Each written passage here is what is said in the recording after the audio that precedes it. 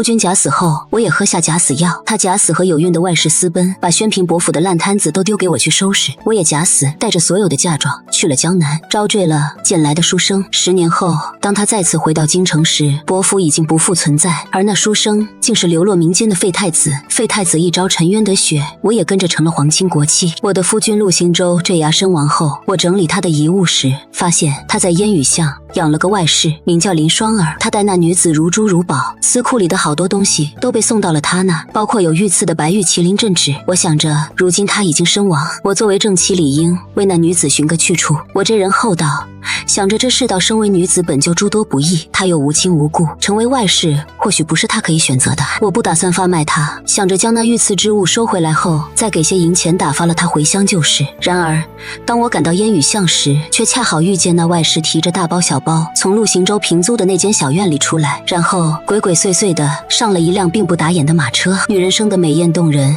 小腹微微隆起，她头上那只金簪我很眼熟，是我嫁妆里的红宝石如意簪，前些天忽然就找不到了。陆行舟说估计是家中的丫鬟手头不老实，为此他还发落了2个院子里伺候的洒扫丫鬟，更没想到这东西居然出现在了一个外室头上。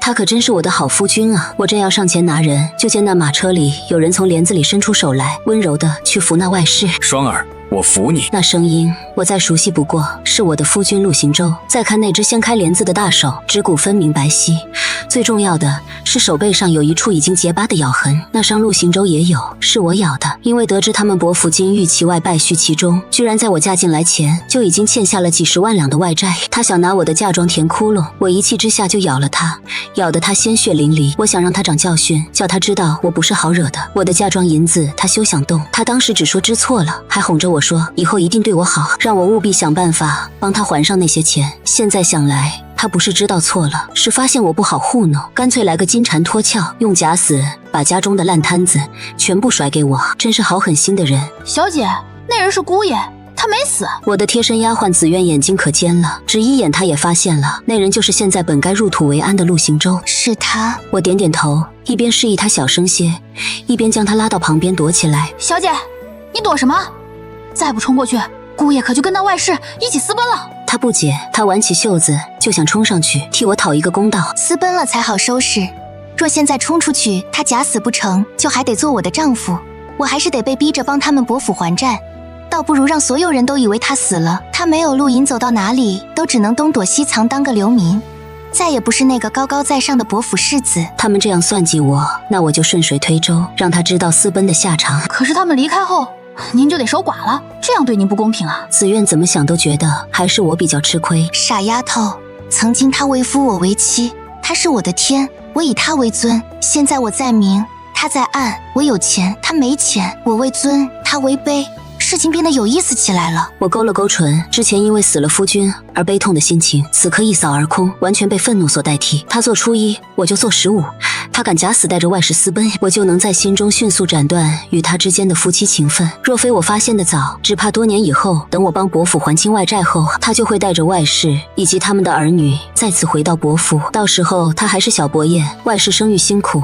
被抬为平妻不过分吧。因为我无子，他的庶出孩子会成名正言顺的为伯府未来的继承人，然后他再找个理由将我休弃，又或是见我无依无靠，纵容庶出子女抢走我苦心经营的铺子以及我的嫁妆，然后下毒将我慢慢药死，都有可能。虽然还未经历那些，但我已经看到了未来等着我的结局。小姐说的也对，那小姐打算如何做？可不能太便宜了这对狗男女。紫苑点点头，她是我的陪嫁丫鬟，自然一心一意地站在我这边为我考虑。你回我娘家，让哥哥找几个人假扮山匪，在他们走得足够远后再拦路抢劫，将他们身上的值钱玩意儿都搜刮干净后，将他们俩再打一顿，能断手断脚更好。我这人啊，特别记仇，别说是夫君背叛，就是不相干的黄狗尿在我鞋子上，我也必须打死报复。他们惹我，算是踢到铁板了。他们既然喜欢私奔，喜欢隐姓埋名过日子，那我就能在心中迅速斩断与他之间的夫妻情分，让你们隐姓埋名个够，好好尝尝这隐姓埋名的苦。他们以为有情饮水饱，但事实上是没钱寸步难行。当然我也不会把他们逼到绝路，让他们不得已立刻回京承认身份，继续过荣华富贵的好日子。我会让他们很饿，却又饿不死，很苦，却又有盼头地活着，一直拖到伯府彻底没了。刚回到伯府，要债的人已经堵在了门外。如今伯府虽未发丧，但陆行舟的死讯已经尽人皆知。老伯爷如今在城外道观里修仙问道，不问世事。伯夫人缠绵病榻，如今陆行舟这一死，他们生怕那些债务最后无人来偿还，最后变成一笔烂账。紫苑瞧见后，远远的就扶着我下了马车，我们悄悄地从后门入了伯府，否则定少不了一番纠缠。即使那些债务不是我欠的，即使我嫁过来并不知情，但只要我现在还是伯府的少夫人，我就无法置身于世外。陆行舟此计不可谓不毒，我给了紫苑一小袋金疙瘩，你拿这个去伯母院子找那个与你同乡的贴身丫鬟，悄悄打听打听。陆行舟假死之后，婆母几次阻挠我去崖底寻找他的尸身，说是不想让他被野兽吃剩的尸体叫人瞧见。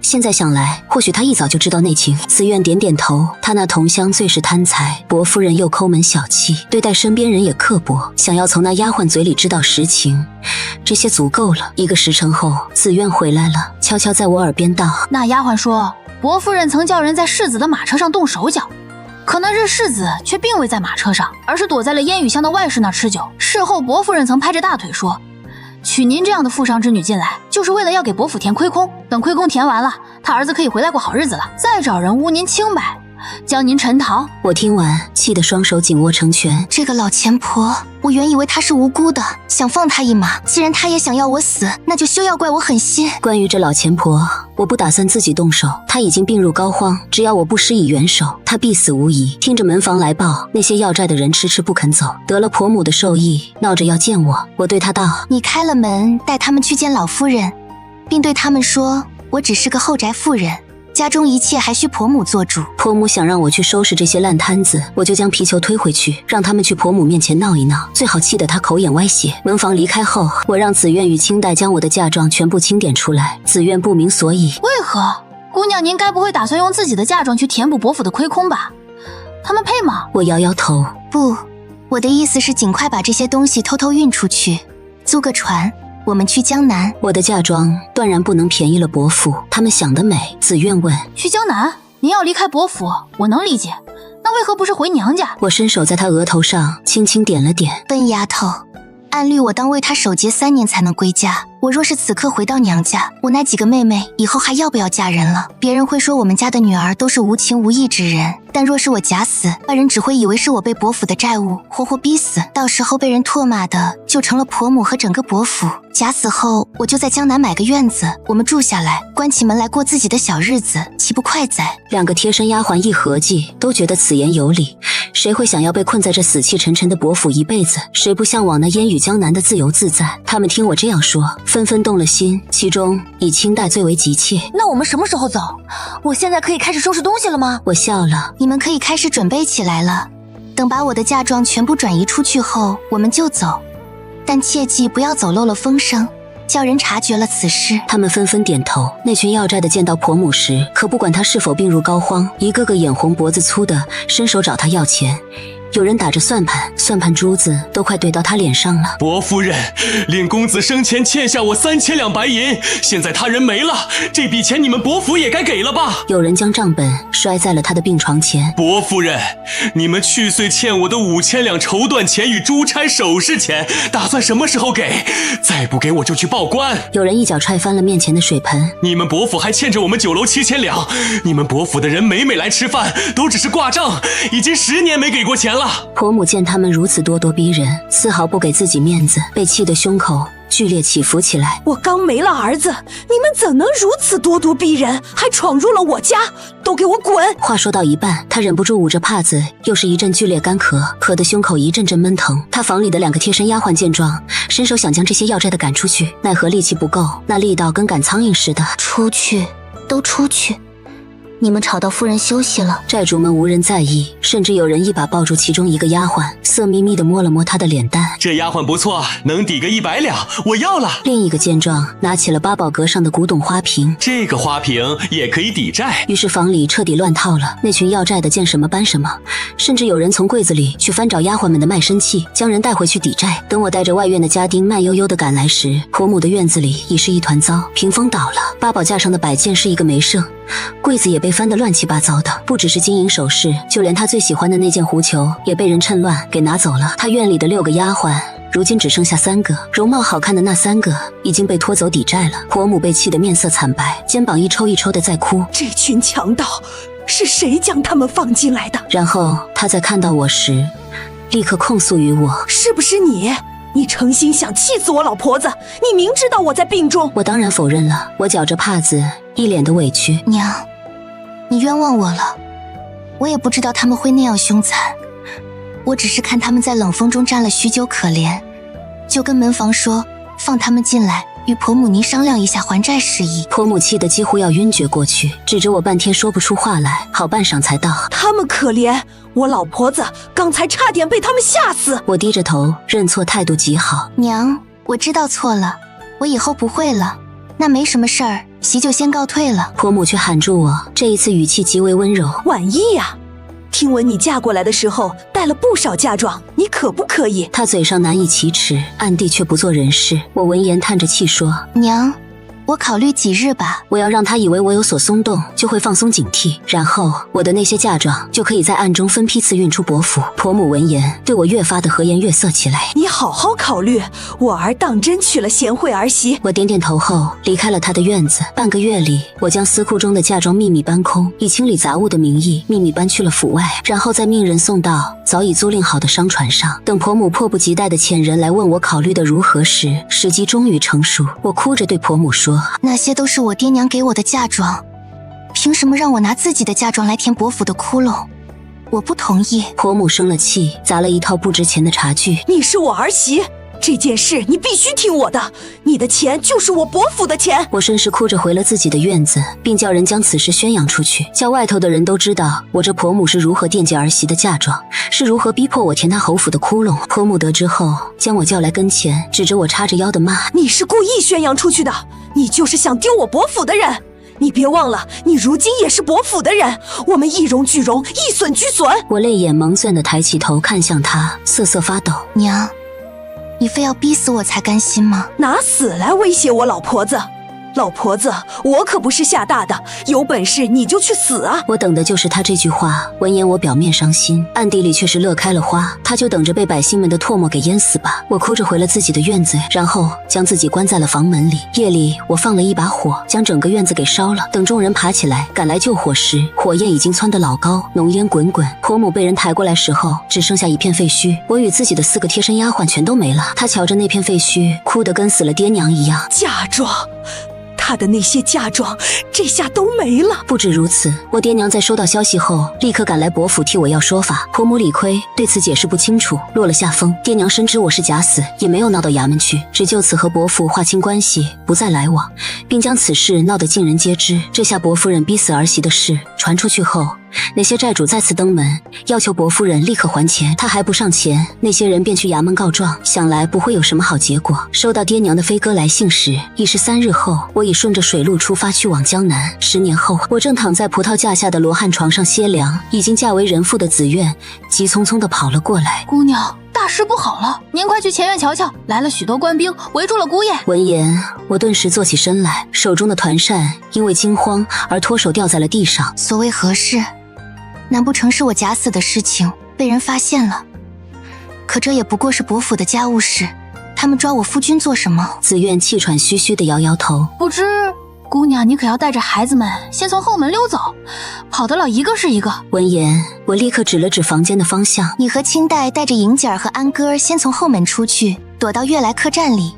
我去前头瞧瞧，他是我捡来的赘婿，他待我好，我也不能见死不救。俩丫鬟闻言立刻照办，带着孩子们躲了出去。是的，我又成婚了。10年前，我在去往江南的途中捡了一个溺水的书生，书生生得十分好看，剑眉星目，我一时被美色所迷，便感恩图报，让他入赘我家，与他做了10年夫妻，还有了一双儿女。如今女儿莹姐儿8岁，儿子安哥儿5岁，他们俩长得都像我夫君，生得极为好看，像一对年画娃娃。将一些金银细软揣在身上，以备不时之需后，我快步来到了前院，果见我那赘婿被一群官兵围在中间。程隐，这是怎么了？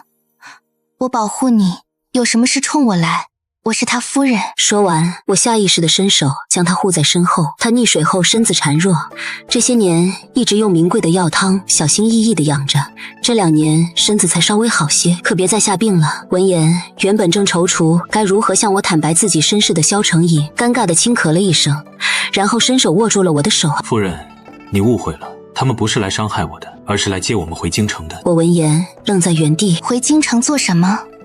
你不是孤儿吗？我狐疑地看向萧成瘾，又扫了一眼那些身着官服、神情肃穆的官兵，他们腰间配着制式长刀，一看便知是来自京城的精锐。萧成瘾见我满脸困惑，叹了口气，将我拉着我走到一旁僻静处后，直接扑通一声就给我跪下了。夫人，我错了，我有事瞒着你。我被眼前的一幕刺激的大脑一阵发麻，也跟着慌张起来，连扶他起来都给忘了。什么意思？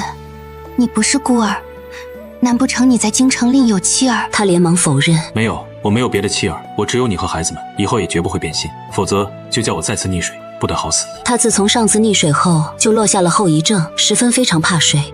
我为此将院中的水缸都叫人给移走了，这誓言对他而言可谓非常的狠毒了。他不是另有妻儿就行。我稍微放心了些，伸手将他从地上拉了起来。那就好，还有什么你也一并给我说了吧。闻言，萧成瘾拉着我在亭子里坐下来，他娓娓道来。夫人，其实我骗了你，我并非寻常书生，我爹乃是当今的天子，我曾被封为太子，又因谋逆之罪被贬为庶人。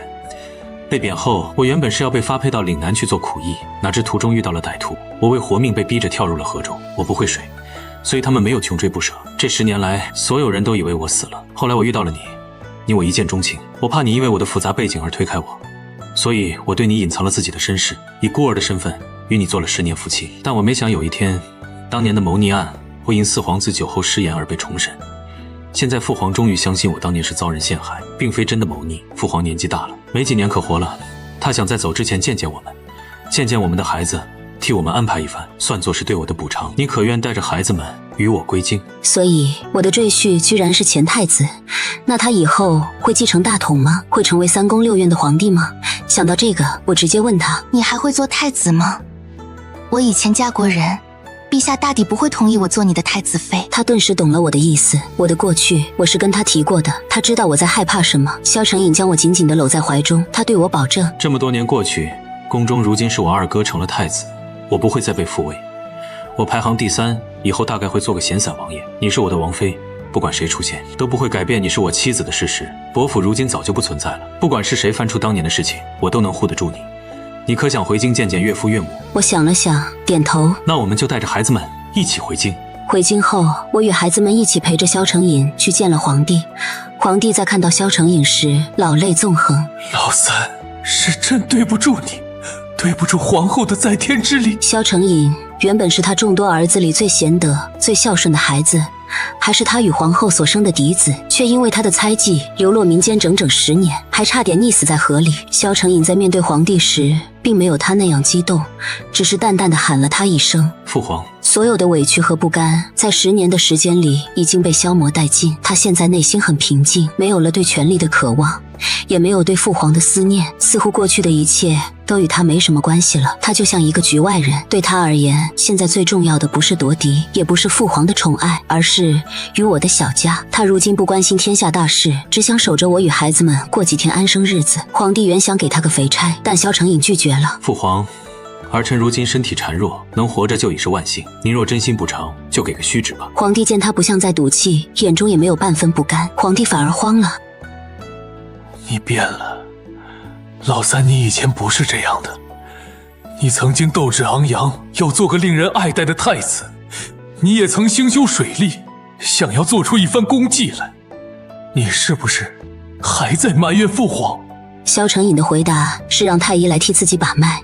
皇帝亲耳听见太医说萧成瘾如今身体刚刚恢复，以后得好好养着，否则活不过40，心中内疚更深。他原本是打算用萧成瘾的回归来制衡现在的太子，见萧成瘾身体虚弱成这样，终于歇了这番心思。罢了，朕不会再累着你。朕封你为成王，10亿千户，赐你王府一座，黄金1000两。以后你就好好养着这身体。萧成瘾谢过皇帝后，指着我与一双儿女道：还请父皇赐她为儿臣的成王妃。为2个孩子上皇家的玉蝶。皇帝早已派人将我查得一清二楚，京城富商之女嫁过人却又假死出逃，对萧成隐有救命之恩，还为萧成隐生了一双儿女。皇帝本嫌我嫁过人，想叫我给萧成隐做侧妃，另赐下贵女给萧成隐做正妃，但话到了嘴边时却咽了下去，因为他瞧着萧成隐，如今满心满眼都是我跟孩子，若他这个当父皇的做了那棒打鸳鸯的坏人，只怕会与萧成隐更加离心。皇帝最终叹了口气，就如你所愿。皇帝一句话，我成了板上钉钉的成王妃，我的一双儿女都上了皇家玉蝶，以后我不用再偷偷摸摸地躲在暗处，可以光明正大的生活了。我们一家4口谢过皇帝后，被工人们引着去给先皇后的灵位上了香，磕了头。出宫后，由于成王府还没收拾好，我们就直接回了我娘家。夜里，我娘拉着我说提起话，她说：“女儿啊，如今你终于熬出头了，你做了成王妃，以后就算陆行舟活着回来，也不能再奈何你半分。”我点点头，我这叫因祸得福。成王他这些年待我很好。娘这一晚跟我说了很多我当年离开京城后发生的事情，比如我假死后，伯夫人因为还不上那些钱，伯府被衙门直接给查封了，里头的物件和签了死契的奴仆全都被拿去抵了债务，就这样钱还是没能还上。伯夫人被那些要债的逼得走投无路，割腕死了。她死后，皇帝派人收回了伯府，如今赐给了另一位大人居住。娘还提到了陆行舟，娘说当年陆行舟与林双儿在半道上被洗劫一空后，陆行舟还被山匪打了个半死，外室也被划烂了脸。两人因为伯府欠债的事，躲在一座小镇上，一直不敢回京，日子过得紧巴巴的。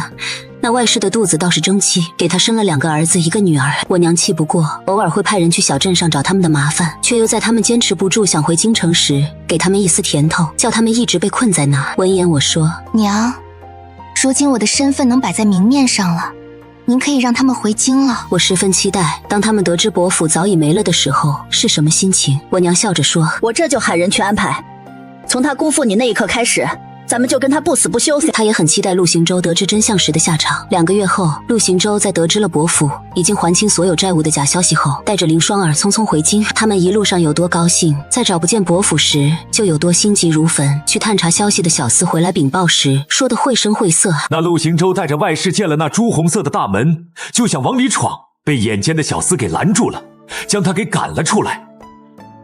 他这才发现府门外的牌匾早就换成了李府，他询问了旁人，这才得知这世上早就没有伯府。如今他走投无路，身上的盘缠也被他在来京的路上挥霍一空，只得一家5口露宿街头。那外室因此跟他大吵一架，说自己是因为他是伯府世子才跟的他，早知道他现在什么也不是，自己是不可能给他生那么多孩子的。如今闹着要丢了孩子独自离去，陆行舟见他如此贪图富贵，对自己不是真心的，与他大吵一架后，竟然丢下他与孩子，跑去了您的娘家，求见您的爹娘。闻言，我站起身来，问蹲在一旁在喂鹦鹉的萧成隐：“王爷，可要随我回娘家看个热闹？”他拍了拍手，抖掉了手中的鸟食。去。于是我叫人套了马车，与他一并去了我的娘家。马车停在我娘家附近时，老远的就听见有人跪在大门前哭喊：“岳父大人，我知错了，岳父大人，求您看在婉意的面子上，就借我些银钱度日吧。”我爹娘自然不会出面，甚至门口拦着的小厮压根不会让他闯进去。小厮抬手赶他：“我们家老爷可没你这种假死躲债后逼死自己夫人的女婿。”陆行舟不肯走，还泼我脏水。要不是他当年不肯替我还债，伺候我娘，伯父现在肯定还在。他将我伯父害到如此地步，我找岳父要点钱也是应该。当真是为了钱，什么都不要了。众人见状，纷纷对他指指点点。有人说：“没有担当的畜生，你夫人都被你逼死了，你居然还敢来找岳父要钱，真够不要脸的。”也有人说：“听闻他这几年躲起来，和外室生了2子1女，是怎么好意思回来的？”我见状，叫人去喊了伯府以前的那些债主来堵他，欠债还钱天经地义。于是半个时辰后，没能借到钱的陆行舟被一群债主给带走了。听说后来因为还不上钱，直接被卖进了南风馆。曾经出手阔绰的伯府世子，如今竟成了千人骑万人睡的玩意儿。听闻他为了早些还清债务，2儿1女以及那个外室都被他给卖了还债，2个儿子成了有钱人家的奴仆，女儿和外室直接被卖去了青楼，一家人整整齐齐的成了贱籍。他们这辈子怕是都难以翻身了。萧成隐对此评价：“夫人，他生得如此贼眉鼠眼，人品也不行，你以前看上他哪儿了？其实陆行舟和林双儿私奔前养尊处优的那几年，模样也还行。当然，和萧成影这样的美男子自然是没得比的。我叹了口气，我那时年轻好骗，是人是鬼没分清楚。萧成影听了这话高兴了，他说：“不过你后来眼神变好了，你选了本王，本王一定不会让你输。”京城谁人不知成王对我的宠爱？他一辈子没有纳妾，平日里府中诸多事情都是我在打理，他只负责当个闲散王爷。说来他当了王爷后，我们之间的地位也与之前没什么区别，遇到事情依旧是我拿主意，他什么都听我的。他似乎还是之前那个赘婿，他似乎很享受当赘婿的日子，因此乐不思蜀。来年春天老皇帝驾崩后，新帝多次想给他点实权，让他每日上早朝，都被他给拒绝了。他说：“我闲散惯了，就不去朝堂上凑热闹了。”他这样心地瞧着安心，一高兴又赏了我们许多好东西，这小日子过得挺舒心的。有一日，我与萧成影去侯府赴宴，遇上陆行舟在宴席上酥胸半露的伺候一个男人喝酒。他一抬头瞧见了我，惊得扔掉了手中的酒杯。万亿，你没死，你居然也是假死，你怎么敢的？看来他很意外，我笑了。对啊，你做初一，我就做15。伯府的烂摊子，我才不给你收拾！陆行舟扑过来想打我，被眼疾手快的紫苑一脚踹开。你如今不过是个伺候人的玩意儿，我们家姑娘如今是成王妃，岂是你能碰的人？我很满意紫苑的态度，从头上拔下一只金簪赏她。说得好。然后我搂着萧成影对他道：“这是我如今的夫君，当今陛下的亲弟弟成王。我很庆幸你当年假死离开了我。”否则又怎么会遇到成王，成为成王妃？陆行舟被气到一口鲜血喷涌而出，然后直接倒地不起。紫苑踹了踹他，见他没有动弹，试了试鼻息，说：“姑娘，她死了。”因为我成了成王妃，陆行舟竟然活活被气死了。死得好，我丢下一句：“扔城外的乱葬岗吧。”然后与成王一起离开了宴会。我与陆行舟之间的恩怨总算是了结，我一点也没有为他的死感到惋惜，只觉得心中畅快无比。想算计我，活该是这个结局。